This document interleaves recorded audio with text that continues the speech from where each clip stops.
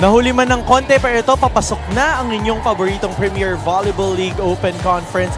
This is the 4th game of your Sunday quadruple header. It's an exciting volleyball weekend here at the Premier Volleyball League Open Conference. Magandang hapon po sa inyong lahat at ang match-up ngayong hapong ito ay sa pagitan ng Creamline Pool Smashers kontra ang Air Force Lady Jet Spikers. Mabuhay Pilipinas! Ako po ang inyong lingkod, Sinjin Reyes, na makakasama niyo po ngayong hapon sa panonood ng match na ito. And we are live via Liga HD, via our streaming platforms. At syempre po, kasama din natin ngayong hapon ang ating mga nagagandahang mga binibini ng volleyball para sa araw na ito. Walang iba kundi si Cor Katibayan para sa courtside. At nandyan din syempre si Paneng Mercado na aking maging partner ngayong araw na ito. Pero ito, handa na mga kasama ko dito. Kompleto na kami, kaya simulan na natin ito dito sa Premier Volleyball League 2019.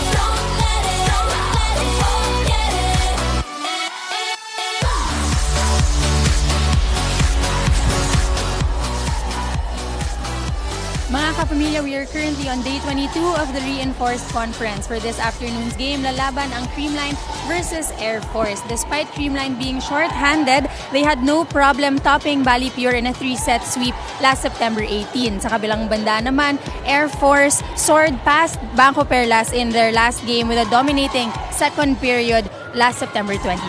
At yun nga naman yung kaabang-abang dahil may mga pinaghuhugutan na itong mga kupunan natin dito. At speaking of mga pinaghuhugutan, syempre maganda din Paneng na hugutan natin na ating team standings. Pero bago yun Paneng, kumusta ka naman? It's nice to finally be able to work with you after the last time we worked together, simulation pa. Oo, ito first time natin magkasama para sa game na ito. Sobrang exciting actually. Kaya titingnan natin kung may buenas ba tayong handog sa ating mga kapamilya. Pero ito, balikan natin ang ating team standing. Tulad nga ng sabi ko kanina sa iyo Paneng, medyo may hugot na yung mga kupunan dito sa PVL. Yeah, ito tignan natin yung team standings. Yung Creamline wala pa ring talo with 10 wins, 0 losses. Petrogas in second place with 7 wins, 2 losses. Motolite, 7 wins, 4 losses. Banco Perlas, 7-5. At Pacific Town Army kanina, naglaro sila pero hindi sila nanalo kontra Choco Mucho with 6 wins and 5 loss. Philippine Air Force with 4 wins and 5 loss. Choco Mucho, 5 wins, 6 loss. Bali Pure, 3 wins, 10 loss. And Chef's Classics, naghahanap pa rin na kanilang unang panalo with 0 and 13 losses. So far, most of our teams are still contenders to be part of our Final Four. But here, you're seeing in your screens, our Creamline Pool Smashers. Dahil nga nung last game nila, pinag-usapan na natin yung mga hugot, since second round na, balikan lang natin na mabilis yung first round natin, Paneng. Yes, nung first round last August 11, Creamline defeated Air Force via straight sets with 25-23, 25-20, and 25-15. After a close first set, the defending champions Creamline kept pulling away from the returning Air Force side pero nanalo pa rin sila via straight sets. Ang highlight nitong game na to kung saan si Creamline nakakuha ng 6 service aces versus 1 ng Air Force. Sobrang nag-focus sila sa services nila kaya naman nahirapan sa reception ng Air Force. Michelle Gumabaw led the scoring department for Creamline with 14 points, followed by Eliza Valdez 13 points and Risa Sato with 11 points. Sa Philippine Air Force naman, si Del Palumata nag-lead sa scoring department with 14 points, followed by May Ann Pantino with 10 points. Kaya nga naman, kaabang-abang pa itong match na ito dahil ito yung muli nilang paghaharap. Ito, Cor, ano pa nga ba ang kaabang-abang in this upcoming match that we have between the Air Force and the Creamline? Yes, actually, Sinjin, I'm very excited to see kung ano yung gagawin ng Air Force para talunin ang defending champions. Pero I'm more excited to find out sa mga kapamilya natin kung ano yung mga thoughts nila tungkol sa game mamaya. So make sure to tweet us using the hashtag PVL2019. That's at ABS-CBN Sports. And if you're on Instagram, make sure to check out our exclusive photos also also at ABS-CBN Sports. And don't forget to stay updated on all things PVL on the Philippines' #1 sports website, that's sports.abs-cbn.com. And for sure, make sure to like our Facebook page. We are currently on 989,965 likes, so be sure to click the like. Paneng, abangan nyo po ang aming paghimay sa matchup na ito sa aming pagbabalik dito lamang sa Premier Volleyball League Open Conference.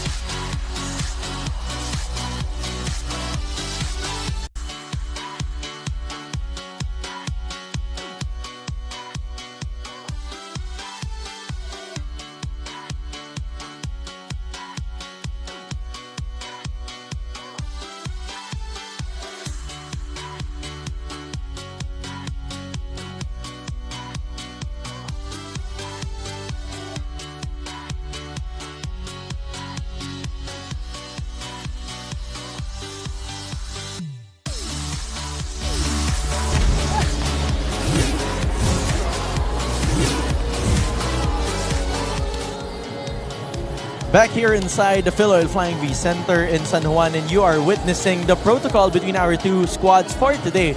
Creamline will be facing the Philippine Air Force. Magandang hapon po ulit, Pilipinas. At ako po ang inyong likod, si Engineers. Kasama pa din po natin si Paneng Mercado. And Paneng, magandang balikan natin yung naging performance ng ating Creamline Cool Smashers in their last match, wherein they won unsurprisingly against the Valipure-Pierce Water Defenders. Yes, last September 18, Sinten, nanalo yung Creamline versus Valipure via straight sets. Despite not having Gia Morado and Eliza Valdez, nanalo pa rin ang Creamline na hindi nakalagpas ang 18 points ang Valipure sa first set nung game na ito. Makikita natin na yung blockings ng Creamline, naka-8 kill blocks sila versus 2 ng Valipure at 7 service aces versus 2 din ng Valipure. Gemma Galanza led Creamline with 17 points followed by Risa Sato with 10 points. Pero sa koponan naman ng Valipure, si Grace Bombita lamang nakakuha ng 8 points para sa team niya. At hindi nga, nabanggit mo nga, hindi nga nila kasama si Eliza Valdez, hindi nila kasama si Gia Morado, pero ngayon kasama naman natin si Kyle Negrito from the Creamline Cool Smashers. Kyle, welcome sa panel. Hello po. Yes. Kyle, ang aking tanong, for the past few games, ikaw ang stepping up for that mantle that Gia left. But today, we've noticed Gia is back. How are things gonna be different for you for the Cool Smashers today? Nung mga past games man po, di ba, all along, alam naman namin na aalis si Ate Gia sila Ate Lai para sa preparation for SEA Games. So, si Coach Tai naman po, piniprepare niya ako and yung buong team po para sa games na wala sila Ate Lai at sila Ate Gia. At ngayon ba parang nabawasan ba yung pressure para sa'yo? Feeling mo? Pressure will always be there naman po eh. Parang ngayon, more inspiring yung nangyayari. Yeah, yung team nyo, Creamline, wala pang talo. Opo. Pero itong makakalaban nyo yung Philippine Air Force. Meron silang winning streak ngayon. Pero ano sa tingin mo yung kailangan nyong gawin, Creamline, para hindi makakuha ng panalo itong Air Force kontra sa inyong team? Siyempre po, lahat naman ng kalaban, pantay-pantay. So, si Coach Tai naman po, yung preparation namin every game is pare-parehas naman po. So, ngayon po, ganun pa rin po yung gagawin namin. Tatrabahuin namin ng maayos and kukunin namin yung panalo. Hopefully. Taabangan namin yung usual performance nyo naman. Siyempre, parang mas magugulat pa kami pag hindi or kakaiba yung makita namin sa loob ng court for today. Parang wala tingnan no. po natin. Laging lang, perfect lang ang Cool Smashers. Pero ito, maraming salamat Kyle sa pagsama Thank you sa amin po. dito ngayong hapon. At good luck sa game nyo for today. And speaking of Kyle Negrito, mga kapamilya, she is the next woman up for the Creamline Cool Smashers because she has been stepping up for this squad, Paneng. Yes. with Eliza Valdez sideline and Gia Morado on national team duty, Kyle Negrito took the starting setter role and flourished. She scored 3 points, including a pair of blocks, and Negrito was responsible for the 17 of her side's 17 running sets. She got 3 points and 17 running sets. At di lang yun, nakakuha din siya ng 6 digs para sa game na to. So kahit hinahabol yung bola, maganda pa din Yes. yung conversion na nagagawa nitong si Kyle, and great decision making with the younger setter of our Cool Smashers. Pero ito, Paneng, enough about the Cool Smashers dahil panahon naman para pag-usapan natin ng ating Philippine Air Force Lady Jet Spikers when we return here at the Premier Volleyball League Open Conference.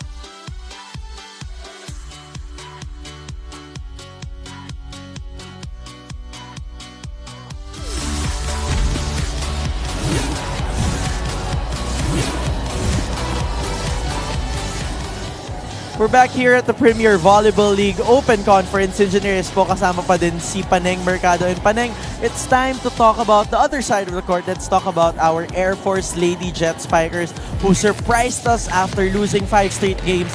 Sunod-sunod din ang pagpanalo dito sa PVL. Yes, ang last game ng Air Force kontra Bangko Perlas kung saan nanalo yung Air Force via 3 sets. After the first tight set, 26-24 yung score na yon. Air Force defense was locked in. Na-control nila yung second set na yun. Nakakuha lamang ng 8 points ang Bangko Perlas. Pero sinubukan bumawi ng Bangko Perlas nung third set pero hindi naman ito umubra para maka-force ng fourth set. Sa blocking, 5 ang nakuha ng Air Force versus 4 ng Bangko Perlas and 6 service aces kontra 2 ng Bangko Perlas. Joy Casas top scored Air Force with 15 points. Del Palomata added 14 and May Anfantino notched 13 points. Sa side naman ng Bangko Perlas, si Z Herbacio lamang ang nakakuha ng double-digit figures with 10 points. At yun nga naman, Paneng, kaabang-abang din ang performance nitong kasama natin ngayon dito sa loob ng court dahil syempre, yan ay walang iba kundi si Wendy Ansema na isa sa mga veterana ng Air Force Lady Jet Spikers. Magandang hapon sa'yo, Wendy. Good afternoon. Wendy, ang aking tanong, in your previous games, parang sunod-sunod yung pagpapanalo. May bang pressure sa inyo ngayon na parang, kailangan natin i-maintain yung performance natin, girls? Hindi naman. Excited kami. Kasi lahat naman ng teams gustong manalo sa team ng Creamline. So, paano nyo ipapakita naman yung excitement nyo ngayon in this match today? Siguro more energy. Depende siguro sa gising namin. Malalaman mamaya. Pagandaan na lang ng gising. Ito, yung Creamline nga wala pa nakakuha ang panalo. Tapos yung team nyo naman Air Force, sunod-sunod yung mga nakakuha yung panalo. Sa team mo, ano kaya kailangan yung gawin para mabigay yung unang talo sa Creamline ngayon? Siguro para sa akin, tuloy lang namin yung pag-enjoy sa loob ng court. Then focus. Yun lang. Enjoy and Yun nga, Wendy, abangan namin ang pagpapatuloy nyo ng inyong performance in this match. Pero ito, feeling ko kailangan mo na magpatuloy din sa iyong pag-warm up for today. Maraming salamat sa pagsama sa atin. Good luck. Thank you. Speaking of Wendy Ansemana, she may be leading her squad with the setting department. Pero syempre, sa attacking in their last match, someone was bringing the joy and this is our cases in points. Si Casas in point, she was a two-way threat for Air Force as they demolished Bangko Perlas. She had a team high of 15 points and built on 14 kills. And in addition to that, she also had 15 digs as well. So maganda tong performance sa pinakita ni Joy Casas. Hindi lang sa frontline, pati sa backline na din. Na maaasahan siya sa depensa at sa reception. At yun nga yung sinabi mo doon, Paneng, mas maganda yung pinapakitang performance nitong ating Air Force Lady Jet Spikers. Kaya kaabang-abang din talaga kung paano nila ipagpapatuloy yung kanilang pag-steamroll dito sa PBL. Oo nga, nako, exciting itong game na to, Sinjin. Makikita natin kung magpapatuloy ba yung Air Force or mabibigyan ba nilang unang panalo sa Creamline or tuloy-tuloy pa rin ang panalo ng Creamline. At yun yung excited kami itanong sa inyo mga kapamilya. Magpapatuloy nga ba ang pagpapanalo dito ng Air Force Lady Jet Spikers or ang Creamline ang magpapatuloy ng kanilang winning streak, keeping that perfect record? Don't forget to tweet your answers to us at ABS-CBN Sports at gamitin ang hashtag na PVL2019. We are also on Instagram, that's via at ABS-CBN Sports. And if we have Twitter, we have Instagram. Syempre, we also have Facebook, that's at Premier Volleyball League on Facebook. Almost 1 million likes na po yan. Tulad na nakikita nyo sa inyong mga screen. So mga kapamilya, like away our millionth liker who could screenshot their millionth like will get a TV Plus Go. So go for that. And don't forget to also check the #1 sports website of the Philippines, sports.abs-cbn.com. Our DJ for today is none other than DJ Tronics na magpapaindak at magpapasayaw sa ating mga kapamilya dito sa San Juan. Pero ito sa aming pagbabalik, sisimulan na natin ang napaka-exciting na matchup na ito sa pagitan ng ating Creamline Cool Smashers at ang ating Air Force Lady Jet Spikers dito lamang sa PVL 2019.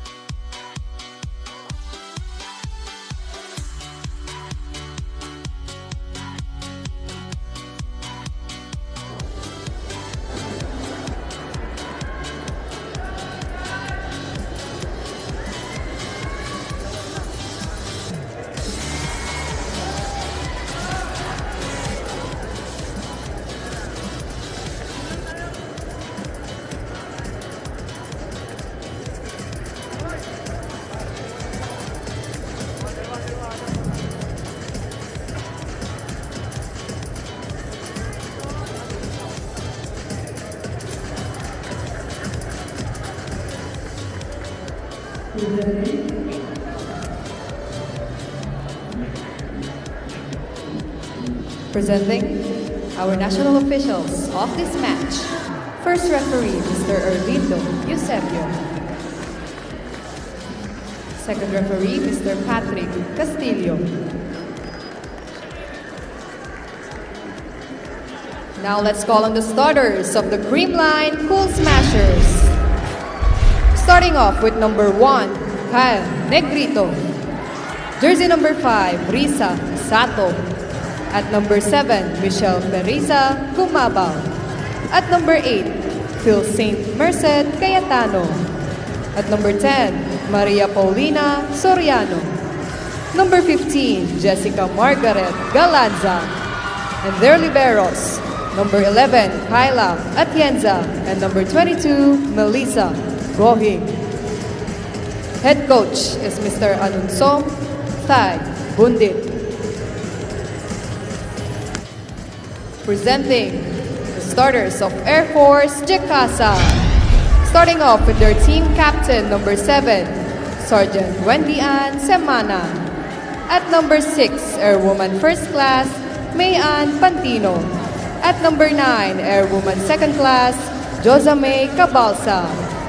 At number 12, Airwoman Second Class, Joy Gazelle Cases. At number 13, Airwoman Second Class, Del Palomata. At number 16, Airwoman First Class, Angel May Antipuesto.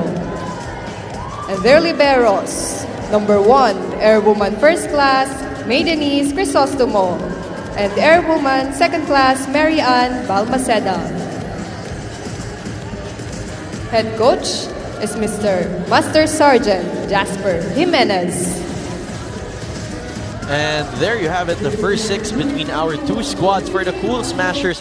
We have Phil Kainglet Cayetano, Kyle Negrito, Pau Soriano, Gemma Galanza, Risa Sato, and Michelle Gumabaw.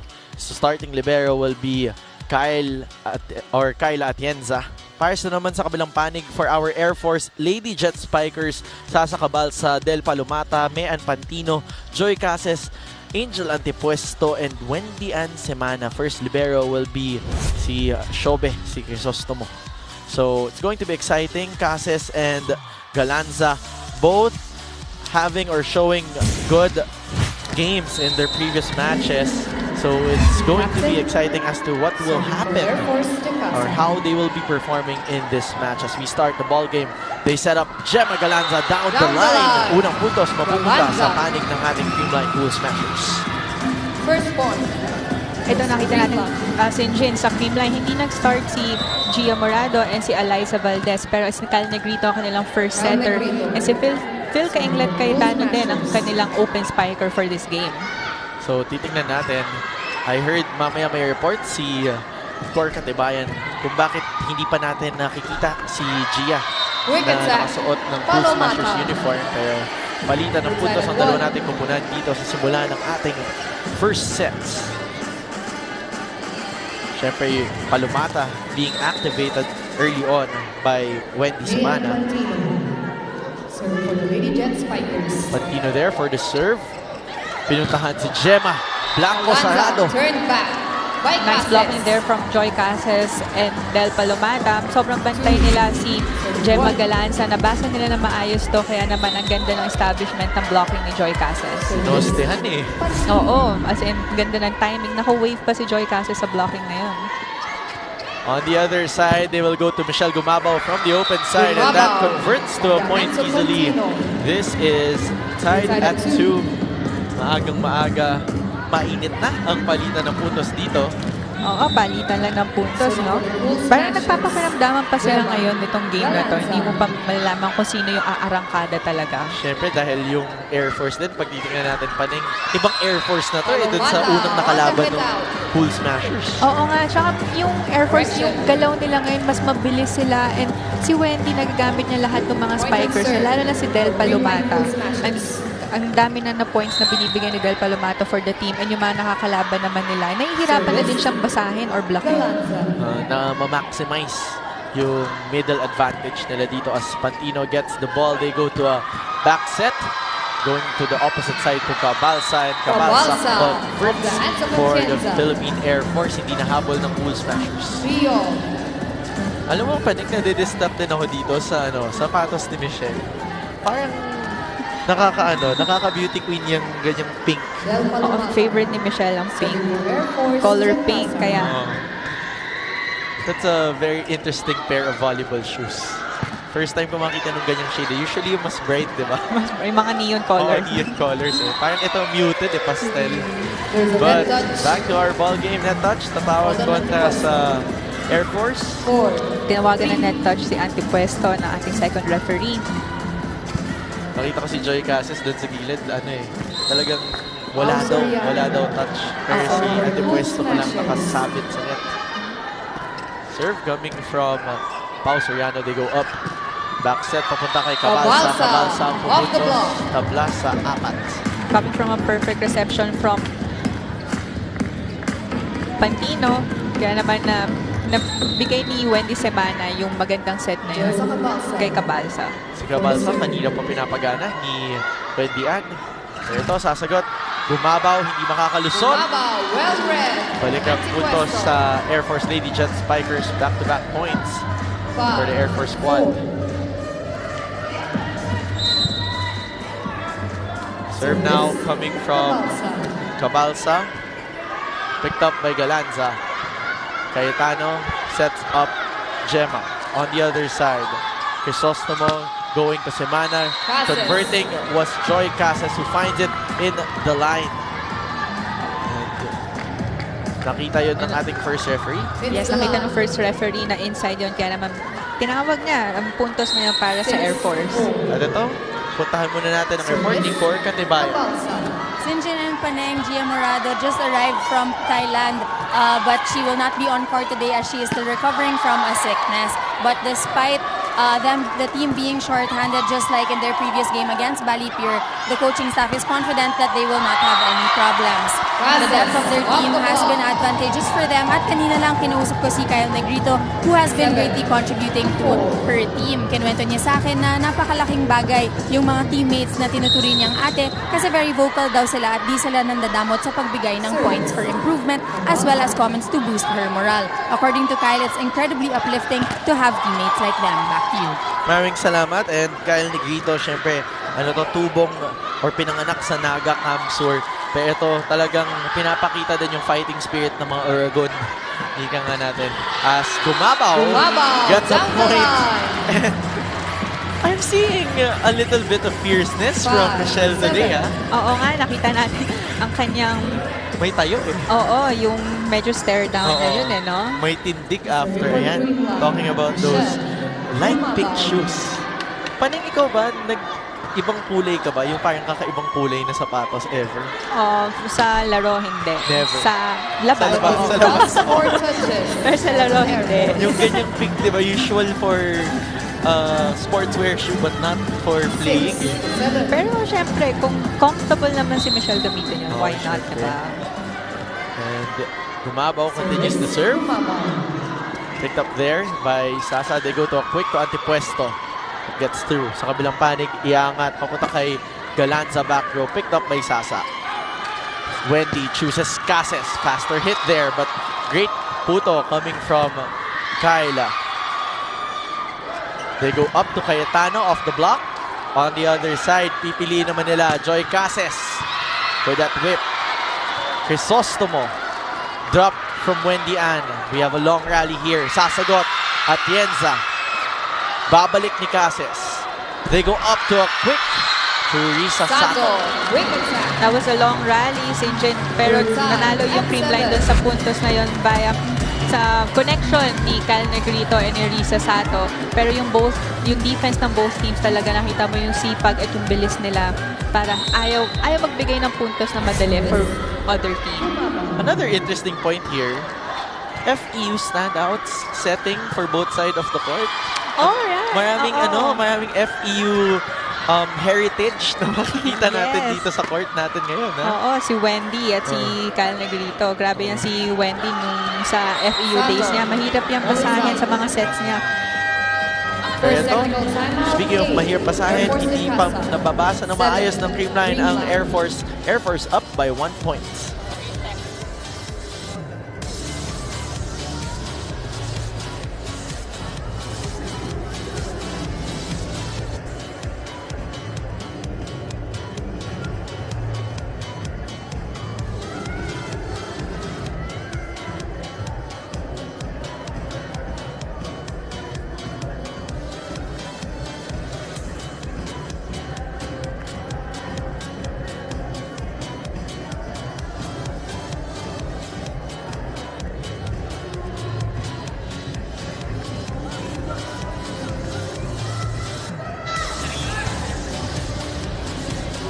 Nagbabalik po kami dito sa loob ng Phil Oil Flying V Center as we see the fans of the Creamline Cool Smashers.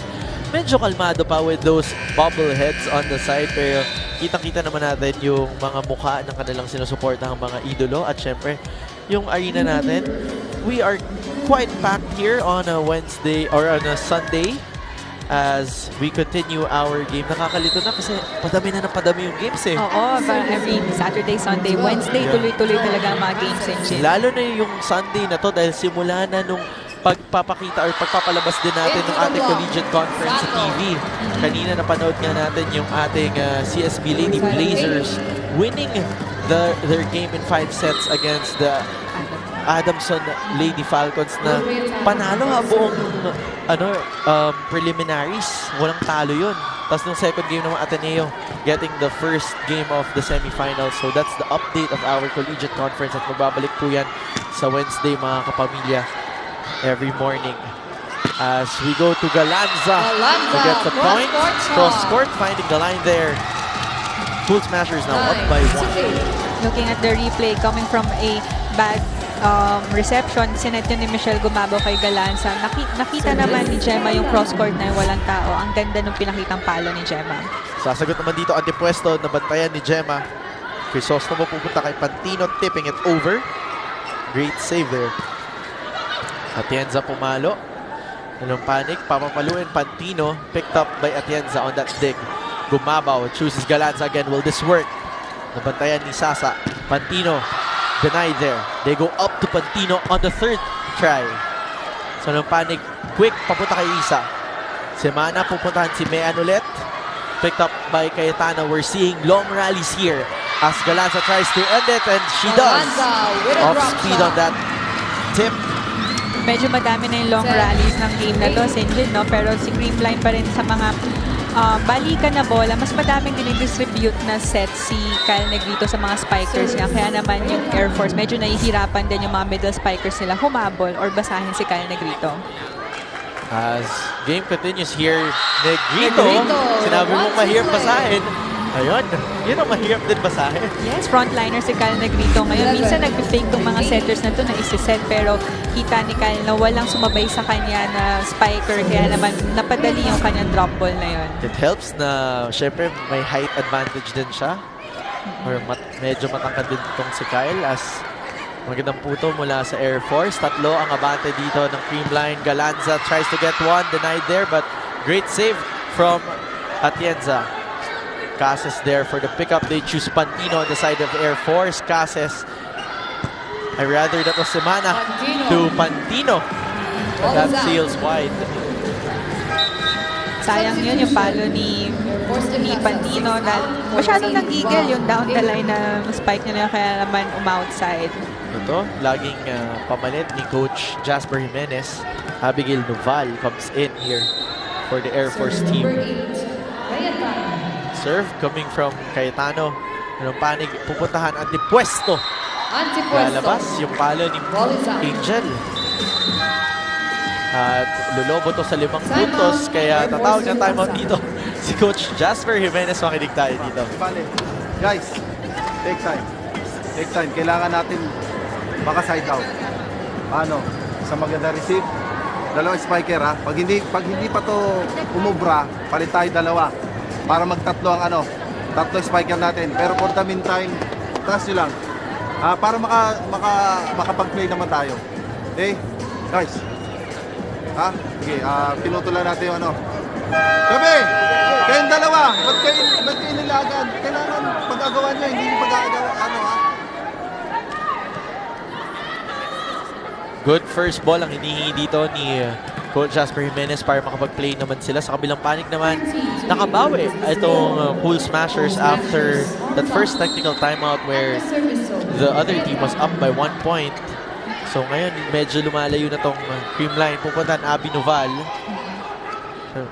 Kanina pa nagsiserve si Phil Kainglat Cayetano, pero nahihirapan mag-receive itong Air Force. At nakita mo na since yung body language ng Air Force ngayon, medyo tumahimik na.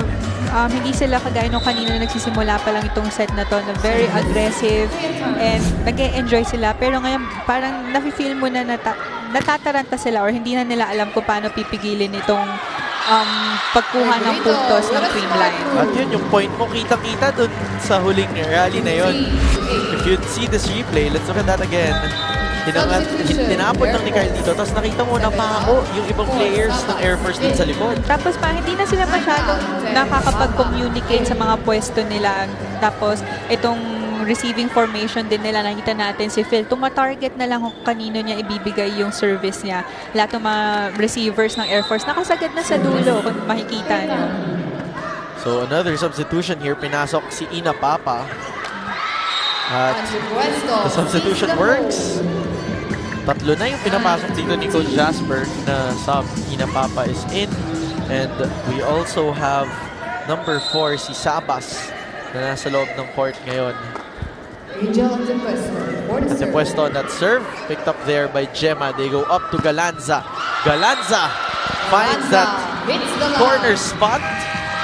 Hits that line and gets that point. Abante na ang Pool Smashers dito ng 7 puntos. Magbabalik po kami.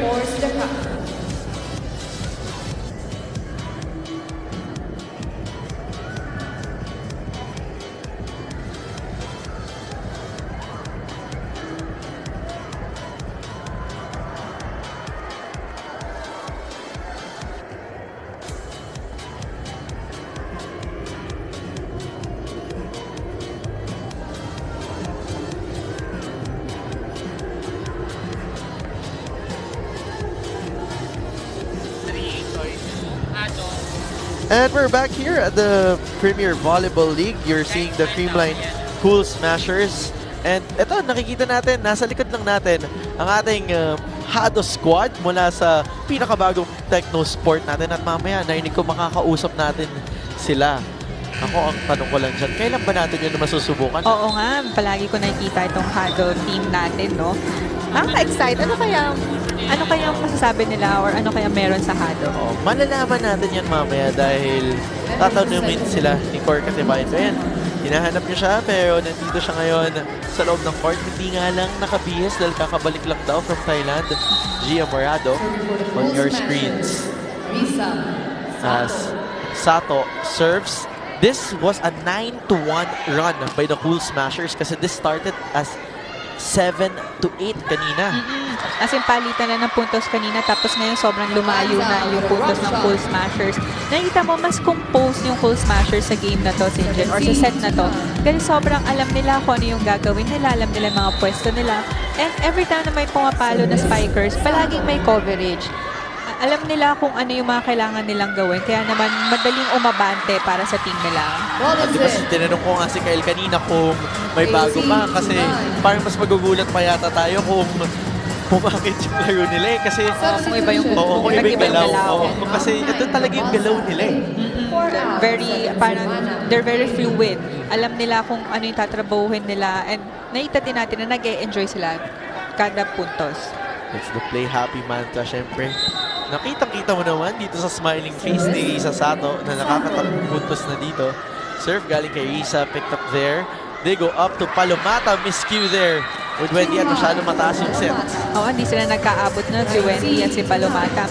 Pero sa mga previous games ng Air Force, actually si Del Palomata yung mahirap blockin. Diba? Siya yung nag-lead sa scoring department for their team kasi ang ganda ng connection ng setter and spiker. And at the same time, maayos din yung reception ng Air Force. Pero ngayon, medyo nahihirapan sila i-convert yung mga points nila coming from reception. At syempre, hindi din nakakatulong sa kalaban nila na matangkad at mataas yung reach nitong si Del. Malayo yung reach pag na-timingan niya na maayos yung bola. Pati na din sa blockings, actually. Pero ito, magandang ginawa doon ni Abby Noval going off the block. Pero babalik ang puntos sa Spanic na ating Cool Smashers. Bilis ang palitan ng puntos dito. 10 puntos na ang abante ng Creamline. As Kyle Negrito will serve. Picked up there. They go up to Cabalsa. Sasa through the block gets a point. No coverage on the side of Creamline. Yeah, yun yung mahirap laki minsan pag yung coming from a bad reception tapos ibabato lang sa open spiker. Pero it's a job of the open spiker or the wing spiker na as in paluin mo ng malakas yan para mabasag yung blockings ng kalaban at mas mahihirapan sila makakuha ng coverage for that. Ito yun naman yung ginawa ni Cabalsa ng Air Force. They go up to Gumabaw.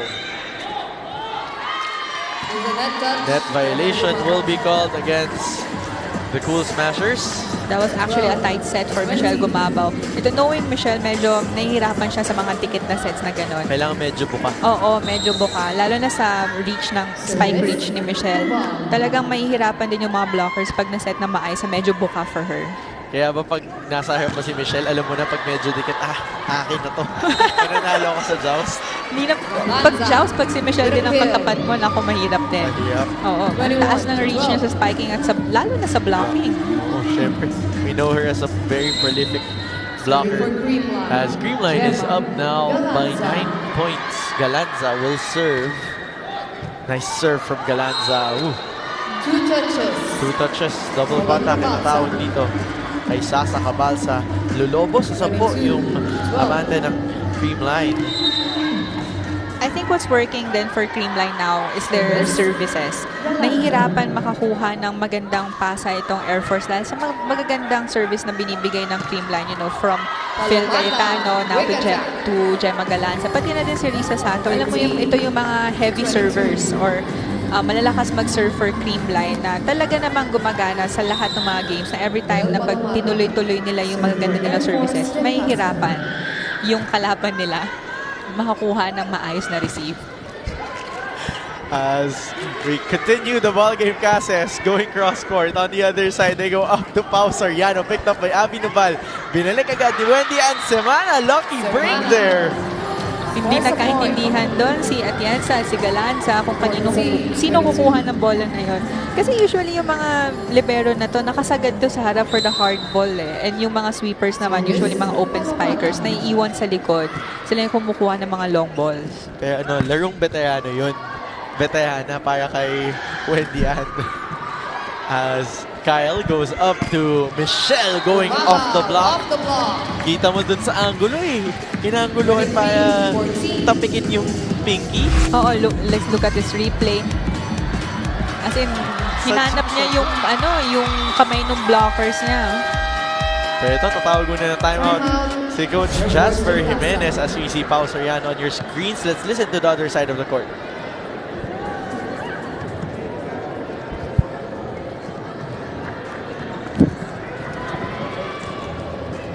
Ilapit lang natin. Okay? Kailangan lang natin ng kumpiyansa lang. Ha? Dahil na walang tayo ng receive, bumawi tayo ngayon. Okay? Ilapit lang natin, lang natin yan. Ilapit-lapit na natin ang konti. Ha? Okay guys, walang bibigay ha? Okay.